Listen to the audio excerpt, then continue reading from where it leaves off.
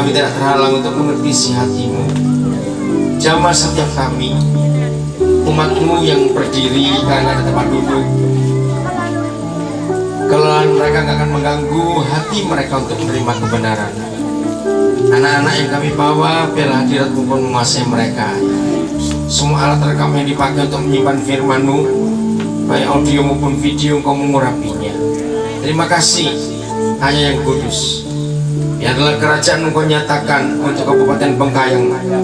Kerajaan-Mu datang di Senggoledo dalam nama Tuhan Yesus. Kuasa-Mu dinyatakan Tuhan. Setiap kami dipulihkan malam hari ini. Dalam nama Tuhan Yesus kami bersyukur. Haleluya. Amin. Silakan duduk. Bagi yang berdiri ada beberapa tempat di depan sini. Kalau capek silakan. Bapak-bapak yang di sana silakan maju. Ya, ayo bapak-bapak silakan. Di depan masih ada banyak tempat. Silakan Pak. Ya, rombongan kami 8 orang, tetapi masing-masing belum saling kenal, baru ketemunya tadi di sini. Jadi maaf kalau tadi nggak dipersiapkan. Saya minta besok kalian siap untuk saksi atau puji Tuhan, terserah kalian. Oke, maju lagi. Di sini ada tempat, silakan Pak. Ya, ayo. Terima kasih kepada panitia yang sudah mempersiapkan semuanya ini. Kami dijamu dengan baik. Jadi ketua panitia nggak perlu rasa bersalah. Kalau Bapak tadi nggak nyambut kami sudah disambut luar biasa. Pak Agus, saya terima kasih untuk pengorbanannya dari Pontianak membawa kami ke sini. Kepada semua anak-anak Tuhan yang ada, baik di bawah tenda maupun di jalan, mari kita izinkan Roh Kudus bekerja. Kita belajar untuk mengerti isi hati Tuhan dalam kehidupan kita ini. Puji Tuhan. Pak Lius berapa kali menghubungi saya, agak sulit karena kadang-kadang saya di tempat yang gak ada sinyal handphone, nggak bisa ketemu.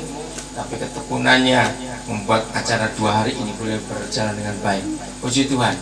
Mari kita belajar. Nanti sekali yang berdiri ada tempat di sini. Daripada berdiri kalian capek, ayo maju. Tengah-tengah juga masih ada tempat yang kosong. Silakan. Sudah. Ada satu hal dasar yang sangat-sangat mendasar dalam kehidupan kekristenan kita untuk kita alami. Tanpa kita mengalami hal ini dalam kehidupan kita, maka kita tidak akan pernah menjadi anak Tuhan atau orang Kristen yang baik. Apa itu? Yaitu hidup bergaul dengan Tuhan. Saya ulangi, hidup bergaul dengan Tuhan. Saudara menjadi Kristen sekalipun rajin beribadah, ya saya ulangi, menjadi Kristen sekalipun rajin beribadah, maka tidak akan memberi jaminan bahwa rajin ibadah itu hidup kita dekat dengan Tuhan. Tidak. Tetapi bergaulnya kita dengan Tuhan dalam hidup sehari-hari, itu yang menentukan bagaimana kita menyatu dengan Tuhan atau tidak. Sebagai orang Kristen kita diajarkan berkali-kali. Bahkan dalam setiap khotbah, dalam setiap ibadah kita mendengar penekanan-penekanan yang tidak seimbang. Kita memerlukan Tuhan. Kalau kita sakit kita datang kepada Dia, kita berdoa Dia sembuhkan. Kita mengalami banyak masalah dalam kehidupan, kita berdoa Dia menolong. Jalan buntu dalam kehidupan kita datang kepada Dia, jalan itu terbuka. Kesulitan keuangan yang kita alami, kita mencari Tuhan, ditekankan dengan iman, dengan percaya, maka kita akan dapat mujizat keuangan. Masalah keluarga, begitu berat tantangan dalam hidup keluarga, kita berdoa, Tuhan pasti menolong. Dan banyak hal lain lagi. Khotbah-khotbah soal iman, bagaimana janji-janji Tuhan yang kita harus akan raih dalam kehidupan ini, kita alami. Semuanya itu tidak salah, dan memang itu semua ada dalam firman Tuhan. Tetapi kalau pendeta-pendeta, gembala-gembala, majelis-majelis, pengkhotbah-pengkhotbah hanya menekankan bagian ini saja, tapi tidak ada bagian yang lain yang kita sampaikan juga, maka orang Kristen bersalah besar di hadapan Tuhan. Hari ini kita akan belajar, bukan hanya saudara dan saya sebagai gereja yang memerlukan Tuhan, Sistem bisa nggak ini dibalik saja, Pak? Karena suaranya gema. Jadi putar aja ke sana, Pak. Ya, tes. Masih menggema juga, mantul. Yang mana, Pak? Suaranya mantul begitu. Makasih. Jadi malam ini kita akan belajar bahwa tidak hanya kita yang memerlukan Tuhan, tetapi dengar baik-baik dalam nama Tuhan Yesus, justru Tuhan lebih besar memerlukan kita daripada kita memerlukan Tuhan. Katakan amin. Amin. Tuhan Yesus sekalipun dia dahsyat maha kuasa, tapi sangat mengagumkan, ternyata dia memerlukan kita. Anak-anak remaja, adik-adikku kaum muda, perhatikan kebenaran ini sungguh-sungguh, bahwa Tuhan memerlukan kita dalam kehidupan ini. Bagi beberapa saudara yang baru pertama kali dengar kebenaran ini, biarlah ini menjadi satu hal baru dalam kehidupan kita. Tuhan memerlukan kita, bukan hanya kita memerlukan Dia. Maka itu kita akan lihat banyak hal dalam firman Tuhan ini yang menunjukkan kebenaran ini. Kita akan buka ayat yang pertama, Mazmur 25 ayat yang ke-14. Mazmur 25 ayat yang ke-14. Mengapa firman ini diberikan kepada kita sebagai manusia? Untuk membuktikan bahwa Tuhan memerlukan kita. Mazmur 25 ayat yang ke-14. Kerinduan Tuhan pulang dari acara malam hari ini, baik itu Jumat, baik itu majelis, baik itu gembala, siapapun kita, mempunyai suatu pola hidup, cara hidup yang baru dengan Tuhan. Kita disadarkan betul-betul bahwa Tuhan memerlukan kita. Ayat 14 Mazmur 25. Yahweh bergaul karib. Perhatikan anak-anak Tuhan, yang maha besar, pencipta alam semesta, Yahweh Tuhan kita bergaul karib. Kata ini sungguh luar biasa. Saudara, kalau kita pernah dengar kata pacaran dalam kehidupan orang muda yang sedang jatuh cinta, maka kata bergaul karib itu sangat tepat kalau saya gantikan Tuhan berpacaran dengan gerejanya. Katakan amin. Bergaul karib. Kalau toh hanya dikatakan Tuhan bergaul dengan kita manusia, itu saja sudah menunjukkan hal yang sangat luar biasa. Tuhan bergaul. Saudara, saya mau tunjukkan contoh ini. Sedekat-dekatnya seorang bupati kepada rakyatnya, seorang gubernur kepada rakyatnya, seorang presiden pada rakyatnya. Berapa minggu yang lalu, bulan Juni ya Juni, bulan Juni, presiden kita membuat kejutan, kirim SMS ke berapa juta rakyatnya. Itu jadi berita internasional. Jadi banyak presiden negara-negara menanggapi. Hebat juga ini presiden Indonesia. Ada yang dapat SMS nggak di sini dari SBY? Ada ya, bukan? Sampai dikatakan beberapa hari setelah itu, tagihan yang masuk ke handphonenya presiden sekian miliar. Bayangkan berapa juta SMS itu. Tapi apakah seorang bupati, seorang gubernur, seorang presiden dengan menghadapi rakyat yang begitu banyak, bapak-bapak itu bisa bergaul nggak dengan kita? Coba jawab. Tidak bisa. Walaupun bapak presiden kirim SMS, lalu beberapa teman-teman saya yang terima itu, saya sih nggak terima SMS-nya.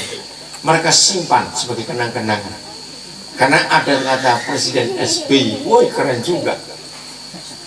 Tapi maaf kalau saya katakan ini, apa arti sebuah SMS walaupun dari presiden? Toh kita nggak ketemu orangnya, betul tidak? Nah, tapi Tuhan pencipta alam semesta nggak hanya bergaul dengan kita, tetapi menggunakan kata bergaul karib. Berarti lebih dekat daripada seorang sahabat. Ini yang luar biasa. Saya lanjutkan. Yahweh bergaul karib dengan orang yang takut akan Dia. Apa hasilnya? Kalau Tuhan bisa bergaul karib dengan kita yang takut akan Dia, apa hasilnya?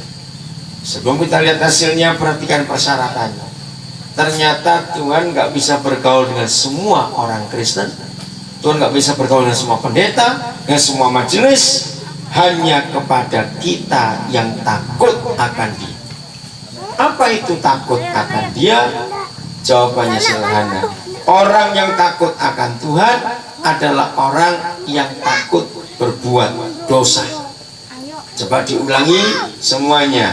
Orang yang takut akan Tuhan adalah orang yang takut berbuat dosa. 1, 2, 3. Orang yang takut akan Tuhan ialah orang yang takut berbuat dosa. Sudah, adik jangan diganti. Biar aja. Gue itu juga akan jatuh. Cukup di sini. Jadi kalau kita berkata takut akan Tuhan, berarti kita takut berbuat dosa. Hanya kepada orang seperti itu Tuhan bisa bergaul karib. Lalu apa akibatnya kalau Tuhan bisa bergaul karib dengan kita? Lihat kalimat berikut. Dan perjanjiannya diberitahukannya kepada orang itu. Sekalipun Presiden SBY bisa SMS kepada kita, apakah rahasia negara ini akan diberitahukan kepada rakyat Indonesia? Tidak. Itu milik Presiden. Tapi kalau Tuhan kita tidak. Begitu Dia bisa bergaul karib dengan kita yang takut akan Dia, maka dengan sendirinya perjanjiannya akan diberitahukannya kepada orang itu. Sekarang saya tanya kepada gereja, kepada saudara, kalau sampai kita, anggota jemaat, majelis gereja, para pendeta, gembala, bisa mendapatkan perjanjian-perjanjian dari Tuhan, berarti kita bisa tahu nggak rahasia-rahasia surga? Akan tahu. Nah, ini yang Tuhan mau. Bukan hanya kita yang memerlukan Dia, tetapi Dia memerlukan kita. Tuhan kita punya begitu banyak perjanjian. Amsal 25, kebetulan pasalnya sama dengan Mazmur. Amsal 25 ayat yang kedua. Siapa Tuhan itu? Ya, Amsal 25 ayat yang kedua. Ya, Amsal 25 ayat yang kedua. Sungguh anak-anak Tuhan, gereja Tuhan, rekan-rekan hamba Tuhan, dengan berita hari ini, mari semua kita mulai hari ini punya satu sikap yang berubah dengan Papa Surgawi kita. Kemuliaan Tuhan ialah apa? Merahasiakan sesuatu. Seringkali dalam kehidupan kita berkata, ayo kita beri kemuliaan pada Tuhan. Arti kita tepuk tangan. Enggak salah, tapi salah kalau cuma kemuliaannya cuma tepuk tangan saja. Seringkali kita mendapatkan pelajaran, kalau ada orang sakit lalu disembuhkan, Tuhan pasti dipermuliakan. Betul. Ada orang ngalami ini, ngalami itu, dipulihkan, Tuhan dimuliakan. Betul. Tetapi bila hari ini gereja menyadari bahwa kemuliaan Tuhan yang sesungguhnya ialah karena Dia merahasiakan segala sesuatu. Katakan amin. Berarti kalau saudara dan saya ingin mengalami dan mendapatkan kemuliaannya, berarti kita harus mendapatkan rahasia-rahasia Tuhan itu tadi. Saudara coba renungkan, segala sesuatu yang disebut rahasia itu mudah dicari, mudah diketahui atau sulit? Coba jawab. Yang dinamakan rahasia itu mudah diketahui atau sulit diketahui? Sulit. Tapi inilah kemuliaan Tuhan kita. Maka itu menjadi Kristen tanpa mengerti rahasia Tuhan, maka kita tidak akan mengalami kemuliaannya.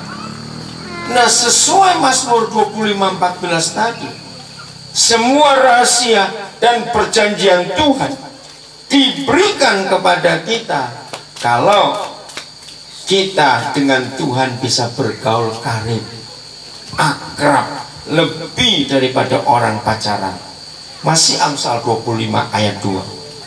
Tetapi kemuliaan raja-raja ialah menyelidiki sesuatu yang dirahasiakan tadi. Wah, ini sungguh luar biasa, saudara. Siapa raja-raja itu? Jangan saudara berpikir sedikit pun raja-raja pada ayat ini adalah penguasa. Tidak. Pemerintah. Tidak. Menurut 1 Petrus 2 ayat yang ke-9, raja-raja itu ialah, coba baca dulu 1 Petrus 2 ayat yang ke-9. Siapa raja-raja itu? Cepat dibuka. Siapa raja-raja itu? Sudah? Siapa raja-raja itu? 1 Petrus 2:9. Siapa raja-raja itu? Ayo baca baik-baik.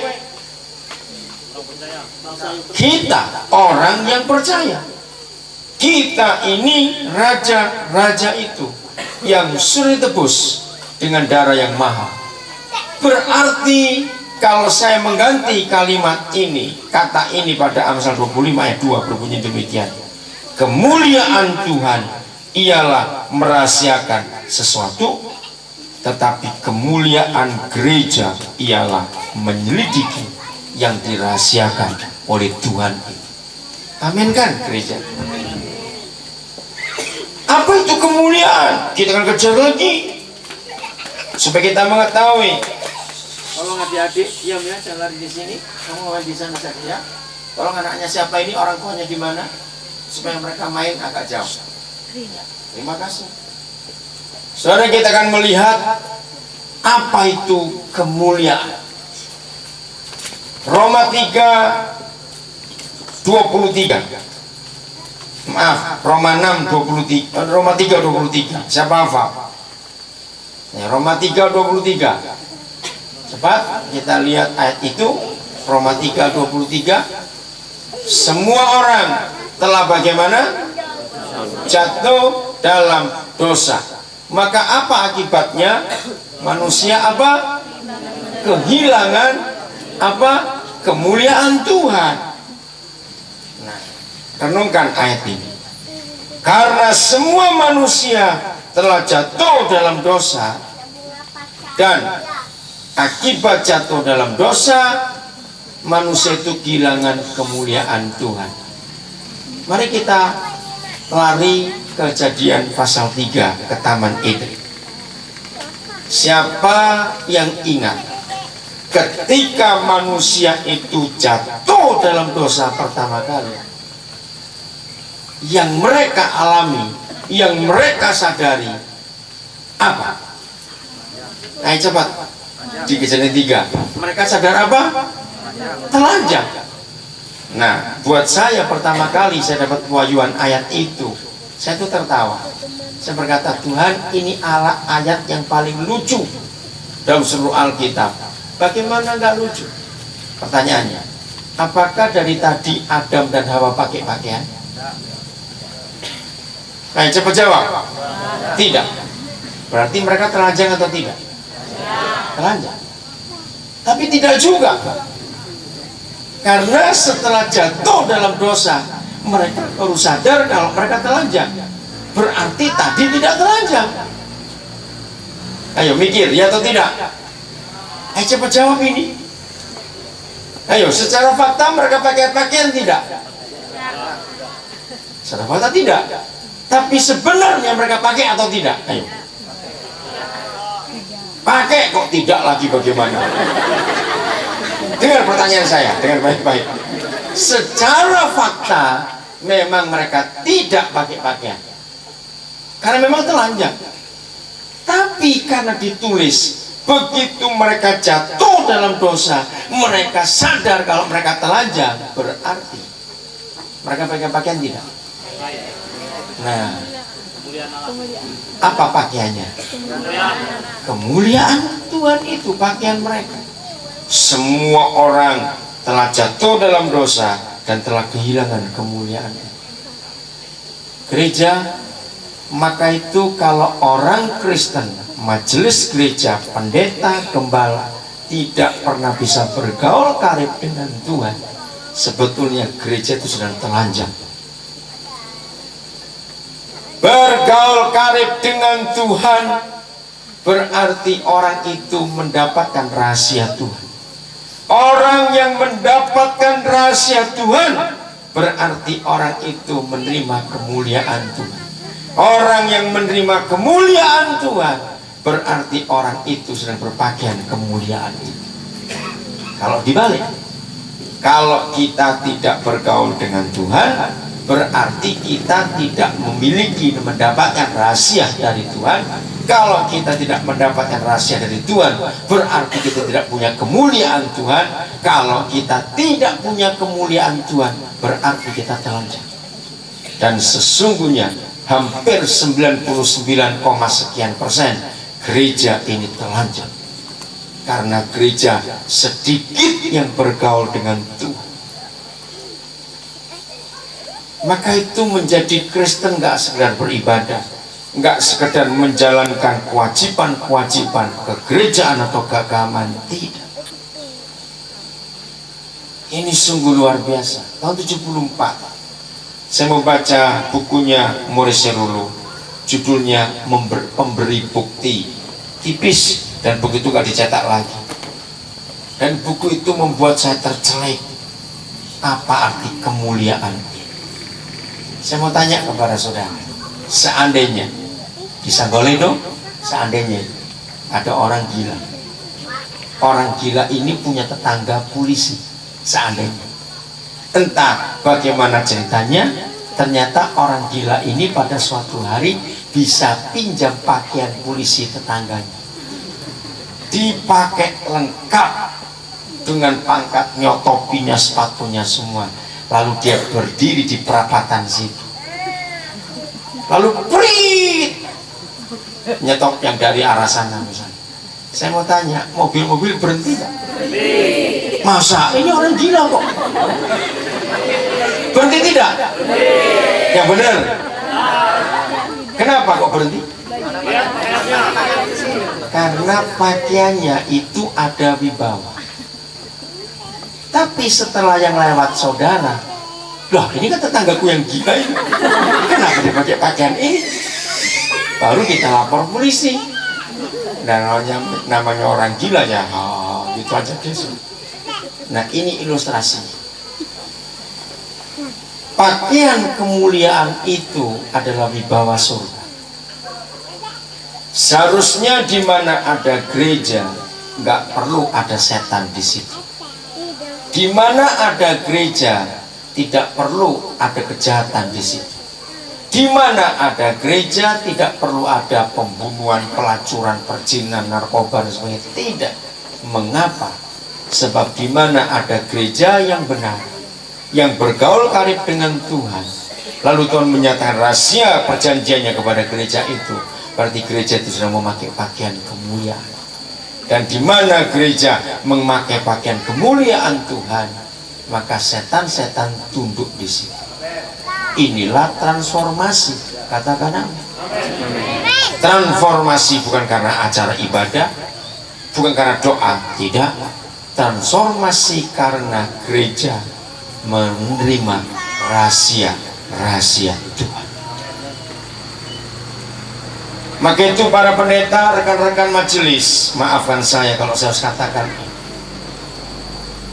khotbah-khotbah kita itu khotbah-khotbah yang menarik atau khotbah-khotbah yang membosankan. Kalau sampai khotbah-khotbah kita itu membuat orang bisa tidur, berarti kita khotbah barang basi yang sudah lama. Mengapa kita tidak mengkhotbahkan hal-hal yang baru? Karena kita tidak sedang bergaul karib dengan Tuhan. Kita tidak punya bahan yang baru.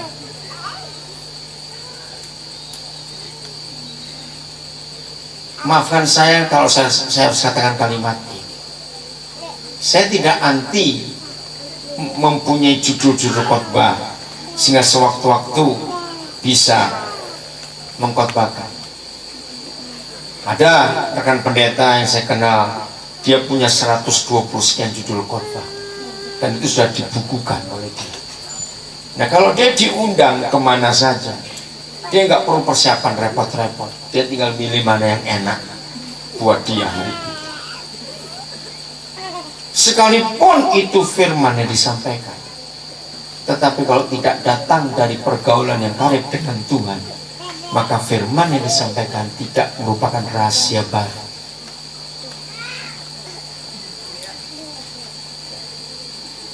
Firman yang bukan merupakan rahasia Tuhan, maka membuat anggota jemaat yang mendengar firman itu tidak akan bertumbuh hidup iman rohani dan pengenalannya kepada Tuhan.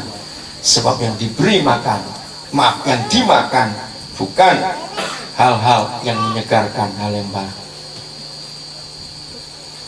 Maka itu rekan-rekan majelis, rekan-rekan gembala, para pengkhotbah,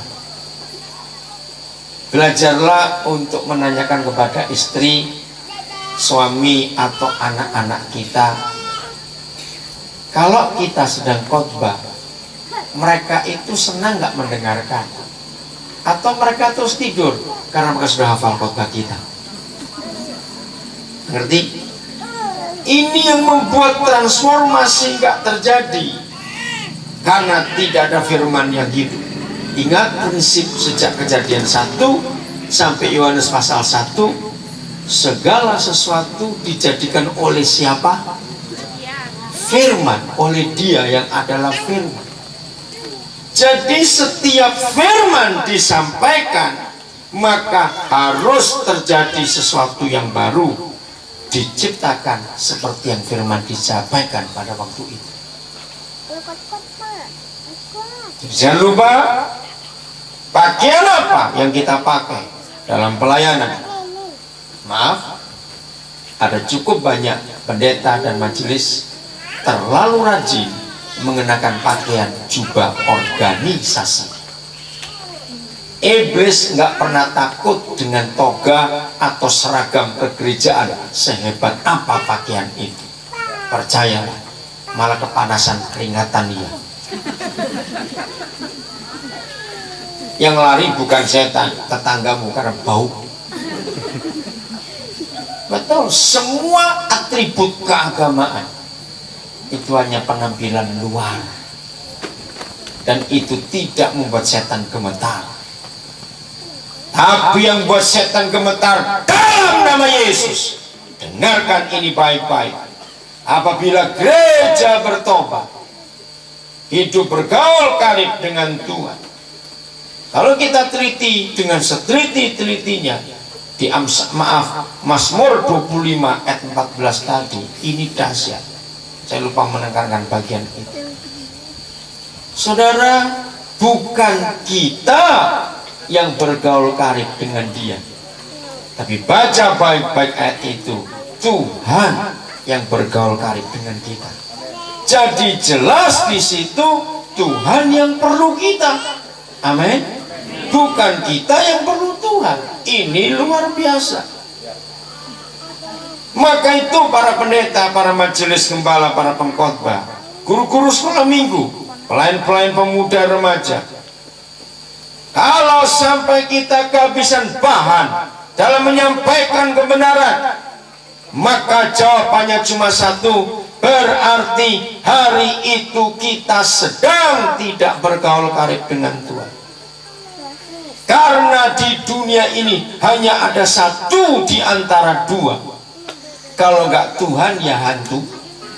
Maka apabila para majelis, para pendeta, para gembala, para pelayan firman sedang tidak bergaul karib dengan Tuhan, berarti orang itu sedang dekat dengan setan. Betul? Karena cuma ada satu di antara dua di dunia ini. Untuk itu penting sekali pergaulan kita dengan Bapa Surga. Saya tunjukkan beberapa contoh. Mulai kita Kejadian pasal yang keempat. Lihat ini, Kejadian pasal yang keempat. Luar biasa. Saudara-saudara kita yang hidup pada masa Perjanjian Lama, dan ini sangat mengagumkan. Perjanjian Lama, pintu surga menuju takhta ayah kita belum terbuka karena Yesus belum datang. Tapi ada saudara kita yang hidupnya begitu dekat dengan Tuhan. Mau pasal 5, maksud saya salah, bukan pasal 4, pasal 5 ayat 21. Setelah Henokh hidup 65 tahun, ia memperanakkan Metusalah. Dan Henokh hidup bagaimana? Bergaul dengan Tuhan. Berapa minggu?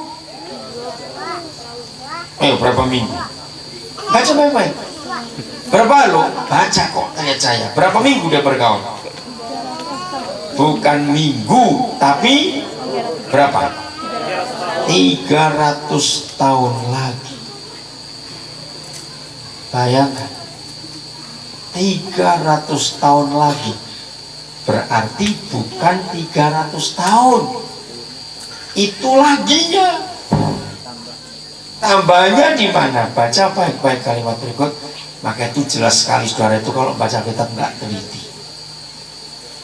Jadi lihat ayat yang ke-23. Jadi Henokh mencapai umur berapa? 365 tahun. Terus ayat 24, dan Henokh hidup bergaul dengan Tuhan selama 365 tahun itu.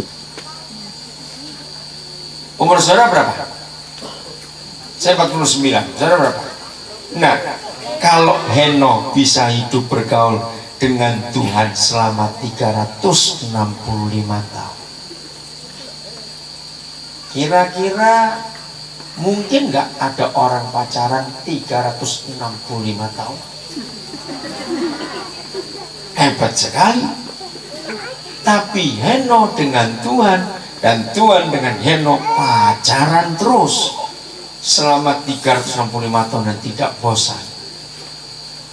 Anak-anak Tuhan, ini Henokh yang waktu itu dia hidup Yesus belum datang, tapi dia bisa begitu dekat dengan Tuhan. Apa hasilnya orang yang hidup bergaul dengan Tuhan?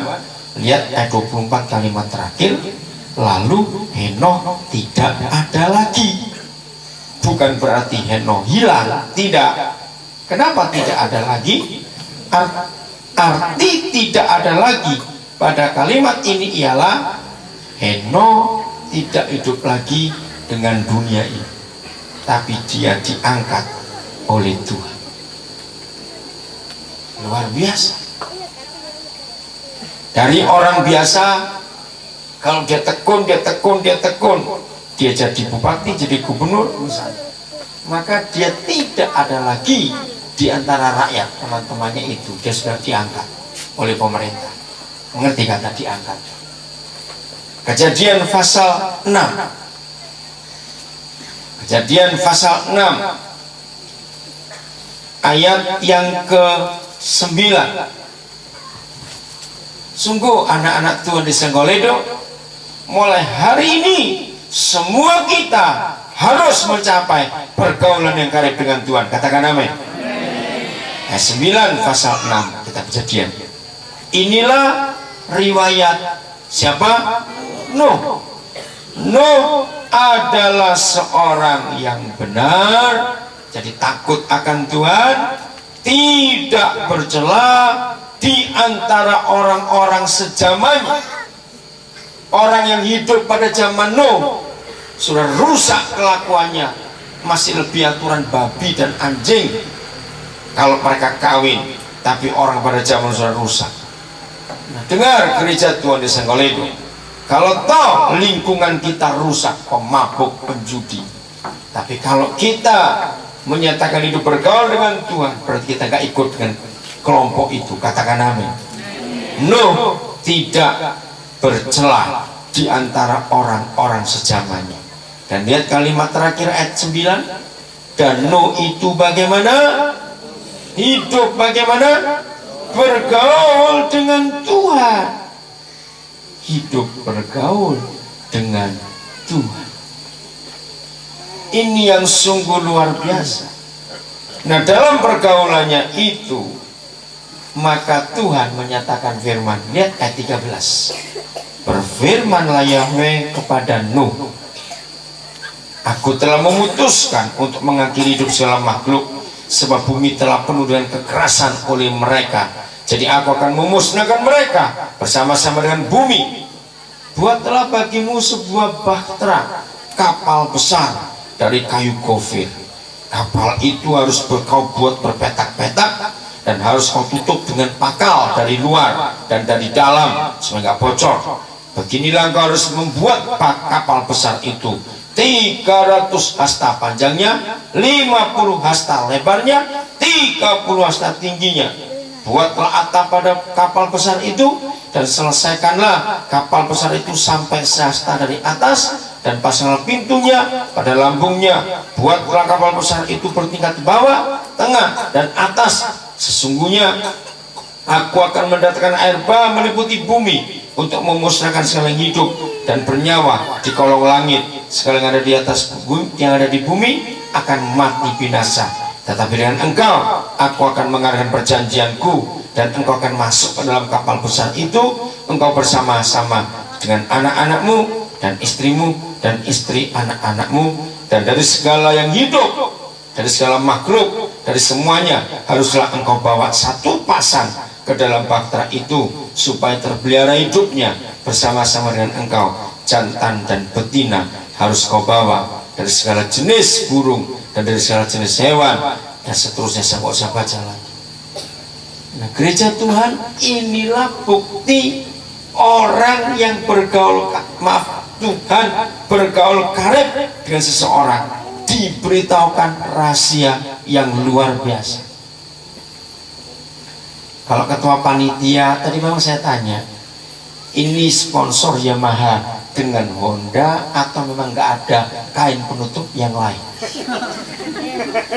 Kalau memang ini sponsornya, maka nggak mungkin panitia cuma dapat 1 juta. Harus minta pada yang punya toko, yang punya spanduk ini. Kalau sampai nggak minta dan yang punya toko nggak memberi, ini pelanggaran hukum. Nah, saya nggak tahu panitia punya bagaimana dengan pemilik toko motor Honda dan Yamaha ini tadi. Kenapa saya mesti katakan ini? Untuk membuktikan. Saudara bayangkan kalau kita seumur-umur hidup nggak pernah tahu yang namanya sepeda motor. Tiba-tiba Tuhan suruh buat sepeda motor. Apa itu? Selama manusia hidup sampai pada zaman Nuh, yang namanya perahu saja itu nggak pernah dipakai oleh manusia. Belum ada transportasi air. Coba renungkan nih, ini perkara sulit buatmu. Zaman itu orang nggak ada yang pakai alat transport air, jadi perahu itu nggak ada. Coba bayangkan kalau perahu saja tidak ada, lalu suruh buat kapal besar bertingkat-tingkat. Ayo kalau sore jadi Nuh, kira-kira tanya, ini tempoyak apa? Betul nggak? Karena tidak tahu apa itu. Ketika Tuhan bicara kapal besar Nuh, pasti Nuh akan garuk-garuk kepala. Kapal itu apa Tuhan? Karena belum pernah ada. Belum pernah ada barangnya, lalu Tuhan menyuruh buat segede itu. Kalau toh hanya untuk pakai 8 orang saja, berhari-hari, berbulan-bulan mereka itu berlayar, itu pun sudah repot buatnya, karena orang belum pernah pakai kapal. Apalagi ini buat kapal yang binatang-binatang masuk semua. Pernah lihat gajah? Sebesar apa? Awas ngomong sebesar nyamuk. Gajah pun dibawa masuk ke bahtera itu. Semua jenis binatang dibawa masuk.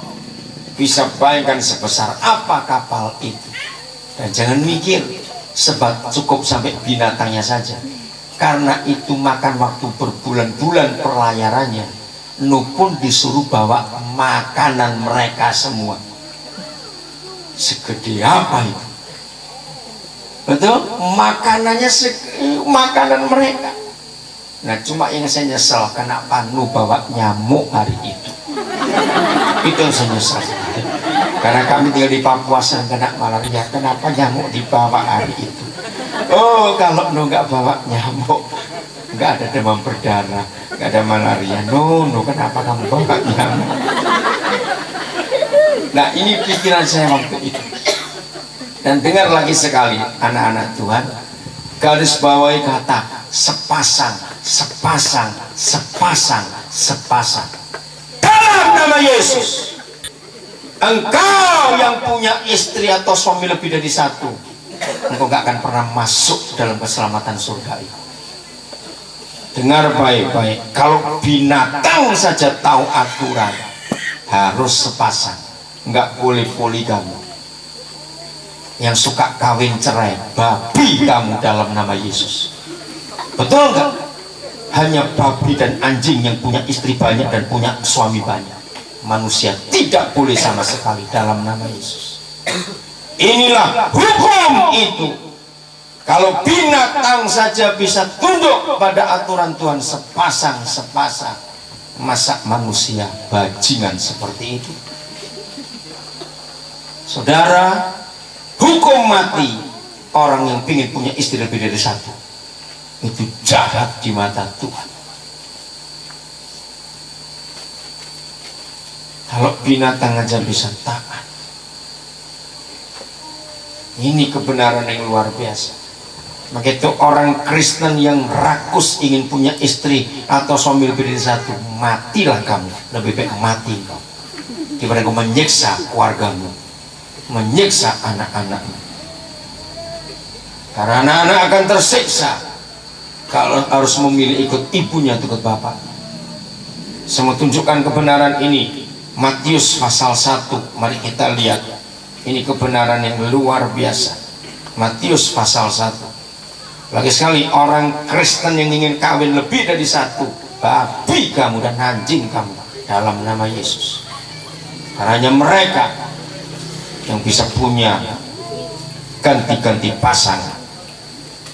Matius pasal 1, dengarkan hukum ini. Hai suami-suami, jangan hancurkan pernikahanmu. Hai suami-suami, jangan rusak rumah tanggamu dengan mata bajingan itu. Cukup dengan istrimu kau hidup. Matius pasal 1. Ini silsilah Yesus Tuhan kita. Ayat 6 saya akan baca. Isai memperanakkan Raja Daud. Daud memperanakkan siapa?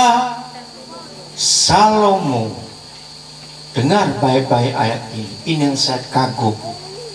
Sekalipun Batseba sudah resmi jadi istri Daud, dan dari Batseba lah lahir Salomo, tetapi catatan di surga, baca baik-baik kalimat terakhir ayat 6.